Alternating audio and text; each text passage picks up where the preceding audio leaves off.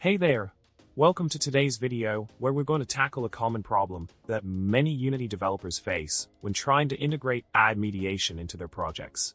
So, the problem that we encountered was with the Gradle build throwing errors related to missing dependencies, specifically for the IronSource adapters and SDKs. It seemed like the URLs were returning a 404 error, making it impossible to fetch the required files. Quite a headache, right? Now, on to the solution. The key to resolving this issue lies in the MobileDependencyResolver that Unity or IronSource Unity package installs when you add the mediation plugin. By removing the MobileDependencyResolver and opting for Google's external dependency resolver instead, you can wave goodbye to those pesky missing dependency errors. Once you make this switch, you'll find that the build process runs smoothly without any hiccups. Problem solved. In summary, if you're struggling with Gradle build errors related to missing IronSource dependencies while setting up ad mediation in your Unity project, the solution is simple.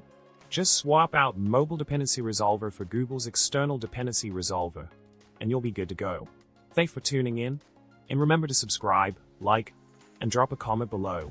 Until next time, happy coding!